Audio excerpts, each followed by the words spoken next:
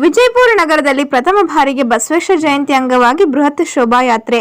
ವಿಜಯಪುರ ನಗರದ ರಾಮ ಮಂದಿರದಿಂದ ಸಿದ್ದೇಶ್ವರ ಗುಡಿ ಮಾರ್ಗವಾಗಿ ಗಾಂಧಿ ಚೌಕ, ಬಸವೇಶ್ವರ ಸರ್ಕಲ್, ಶಿವಾಜಿ ವೃತ್ತದವರೆಗೆ ಡಿಜೆ ಮೆರವಣಿಗೆ ಹಮ್ಮಿಕೊಳ್ಳಲಾಗಿದೆ ಎಂದು ಆಯೋಜಕ ನಂದು ಗಡಗಿ ಮಾಧ್ಯಮದ ಮುಂದೆ ಹೇಳಿದರು. ಈ ಕಾರ್ಯಕ್ರಮದಲ್ಲಿ ವಸಿಷ್ಠ ನಟರಾದ ಸಿಂಹ, ಕೆಜಿಎಫ್, ಗಣೇಶ್, ನಟಿ ತನಿಷಾ, ಹಾಸ್ಯ ನಟ ಗಿಲ್ಲಿ ಆಗಮಿಸುತ್ತಾರೆ ಹಾಗೂ ಮಠಾಧೀಶರು, ನಾಯಕರು ಬರಲಿದ್ದಾರೆ. ಎಲ್ಲರಿಗೂ ನಂದು ಗಡಿಗೆ ಮಾಡುವ ನಮಸ್ಕಾರಗಳು.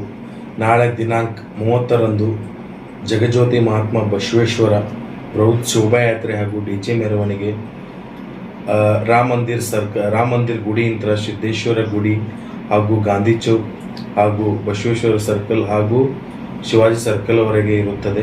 ಬೃಹತ್ ಶೋಭಾಯಾತ್ರೆಯಲ್ಲಿ ಹಾಗೂ ಬೃಹತ್ ಡಿಜೆ ಮೆರವಣಿಗೆಯಲ್ಲಿ ನಗರ ಶಾಸಕರಾದ ಸನ್ಮಾನ್ಯ ಶ್ರೀ ಬಸವನಗೌಡ ಪಾಟೀಲ್ ಯತ್ನಾಳ್ ಅವರು ಹಾಗೂ ಮಾಜಿ ಸಚಿವರಾದಂಥ KS ಈಶ್ವರಪ್ಪ ಅವರು ಹಾಗೂ ಕೂಡಲ ಸಂಗಮದ ಜಯ ಮೃತ್ಯುಂಜಯ ಸ್ವಾಮಿಗಳು ಹಾಗೂ ಆಂದೋಲನ ಶ್ರೀಗಳು ಹಾಗೂ ಚಲನಚಿತ್ರ ನಟ ನಟಿಯರು ಆಗಮಿಸಲಿದ್ದಾರೆ.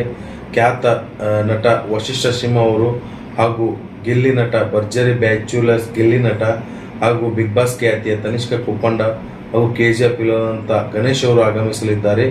ಈ ಕಾರ್ಯಕ್ರಮದಲ್ಲಿ ಮಹಾನಗರ ಪಾಲಿಕೆ ಸದಸ್ಯರು ಹಾಗೂ ಸನ್ಮಾನ್ಯ ಶ್ರೀ ಬಸವನಗೌಡ ಪಾಟೀಲ್ ಯತ್ನಾಳ್ ಅವರ ಅಭಿಮಾನಿಗಳು ಹಾಗೂ ವಿಜಯಪುರ ಜಿಲ್ಲೆ ಜನತೆ ಹಾಗೂ ವಿಜಯಪುರ ನಗರ ಜನತೆಗೆ ಈ ಬೃಹತ್ ಶೋಭಾಯಾತ್ರೆಗಳಲ್ಲಿ ಪಾಲ್ಗೊಳ್ಳಬೇಕಾಗಿ ವಿನಂತಿಸಿಕೊಳ್ಳುತ್ತಿದ್ದೇನೆ.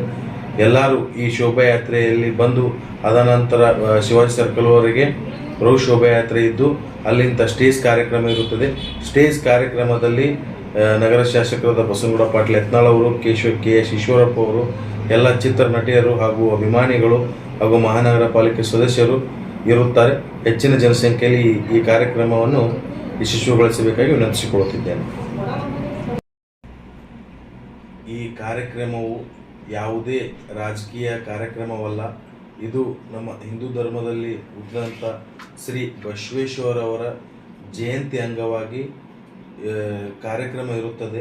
ದಯಮಾಡಿ ಆ ಪಕ್ಷದವರು ಈ ಪಕ್ಷದವರು ಎನ್ನಲಾರೆ ಬಸವೇಶ್ವರರ ಜಯಂತಿಯನ್ನು ಅದ್ಧೂರಿಯಾಗಿ ವಿಜಯಪುರ ಶೋಭಾಯಾತ್ರೆ ಬೃಹತ್ ಶೋಭಾಯಾತ್ರೆಗೂ ಡಿಜೆ ಮೆರವಣಿಗೆ ನಾವು ಈ ಶೋಭಾಯಾತ್ರೆಯಲ್ಲಿ ಹೆಚ್ಚಿನ ಜನಸಂಖ್ಯೆಯಲ್ಲಿ ಭಾಗವಹಿಸಬೇಕಾಗಿ ವಿನಂತಿಸಿಕೊಳ್ಳುತ್ತೇನೆ. ಯಾಕೆಂದರೆ ಈ ನಾಳೆ ಬಸವ ಜಯಂತಿ ನಾವು ಇದನ್ನು ಯಶಸ್ವಿಗೊಳಿಸಿದರೆ ಮುಂದಿನ ನಮ್ಮ ಯಾವುದೇ ರಾಜ್ಯಕ್ಕೆ ಆಗಲಿ ಕರ್ನಾಟಕಕ್ಕಾಗಲಿ ವಿಜಯಪುರ ಒಂದು ಮಾದರಿಯನ್ನಾಗಿ ಮಾಡಬೇಕಂತ ಅಂದ್ಕೊಂಡಿದ್ದೇವೆ. ಅದಕ್ಕೆ ಈ ಶೋಭಾಯಾತ್ರೆಯನ್ನು ಯಶಸ್ವಿಗೊಳಿಸಬೇಕಾಗಿ ವಿನಂತಿಸಿಕೊಳ್ಳುತ್ತೇವೆ.